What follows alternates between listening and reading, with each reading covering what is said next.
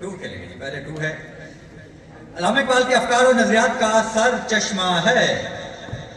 علامہ اقبال کے افکار و نظریات کا سر چشمہ ہے. کہاں سے اقبال نے اپنے افکار لیے؟ Your time is going. Only 5 seconds. Time آپ. اقبال کے افکار کا منبع قرآن مجید ہے. بہت ہی آسان سوال تھا. اگلا میرا آپ کے پاس آسان ہے. اقبال کی کون سی کتاب ہے جس میں اردو اور فارسی دونوں کلام موجود ہیں؟ پنڈال سے میرا کوئی نہیں بولے. یہ بالکل بد تہذیبی ہوتی ہے کہ جب آپ یہاں کھیلنے والوں کو ڈسٹرب کرتے ہیں.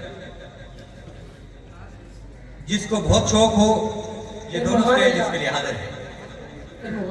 ارمغان حجاز. شاباش.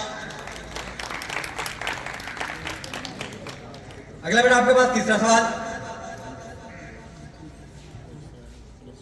علامہ اقبال نے اپنی شاعری میں خصوصیت کے ساتھ ایک طبقے کو مخاطب کیا. وہ کون ہے؟ اقبال نے اپنی شاعری میں ایک طبقے کو مخاطب کیا. Your time starts. 10 seconds. یہ بہت ہوتے ہیں. 5 seconds. ٹائم. ٹائم. اقبال نے نوجوانوں کو مخاطب کیا تھا. شاید یہ ریپیٹڈ سوال تھا پھر بھی آپ جو بیٹا یہاں بیٹھے ہیں وہ پورے ہوش و آواز کے ساتھ بیٹھا کریں.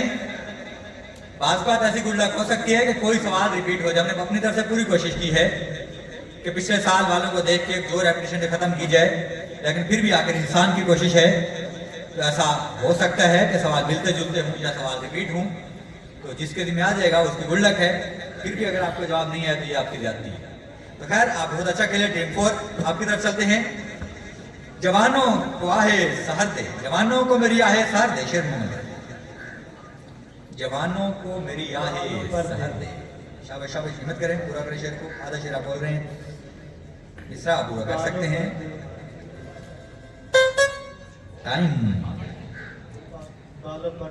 ٹائم آپ کے پاس ہے 15 سیکنڈ جن کا جواب نہیں دے سکے. پھر ان شاہین بچوں کو بالوں پر دے.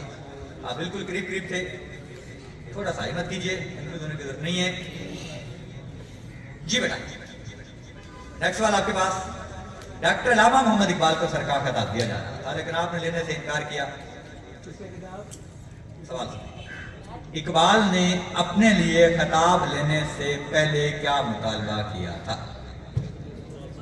اقبال نے اپنے لیے خطاب لینے سے پہلے, جب آپ کو خطاب دیا جا رہا تھا انگریز سرکار کی طرف سے, تو آپ نے کہا تھا کہ میں یہ خطاب تب قبول کروں گا جب میرا یہ مطالبہ پورا کیا جائے. یہ سوال بہت لمبا ہوگا صرف آپ کے لیے. اور ٹائم شروع.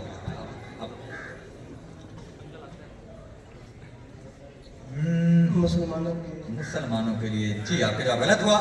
ڈاکٹر اقبال صاحب نے مطالبہ کیا تھا کہ میرے خطاب سے پہلے میرے استاد محترم کو خطاب دیا جائے. ہم یہی بات کر رہے تھے کہ جب بزم ادب ہوتے تھے اسکولوں میں تب بچوں میں بھی ادب ہوتا تھا. اب نہ بزم ادب ہوتے ہیں نہ ادب ہوتا ہے, کیونکہ ہم دونوں روبوٹ ہیں, پڑھانے والے بھی اور پڑھنے والے بھی. پڑھانے والوں کو اپنا سلیبس ختم کرنا ہے اور پڑھنے والوں کو صرف نمبر لینا ہے. باقی سارا معاشرہ جائے باقی. تو بہرحال چلے آگے چلتے ہیں. ڈاکٹر علامہ محمد اقبال اپنا روحانی مرشد کسے مانتے تھے؟ بہت آسان سوال ہے. اقبال اپنا روحانی مرشد کسے کہتے تھے؟ یہ جواب بھی آپ کا غلط ہوا. اقبال مولانا روم کو اپنا روحانی مرشد مانتے تھے. بہت مہربانی آپ لوگوں کی, بہت اچھا کھیلے آپ, اور یہ پول بھی مکمل. آپ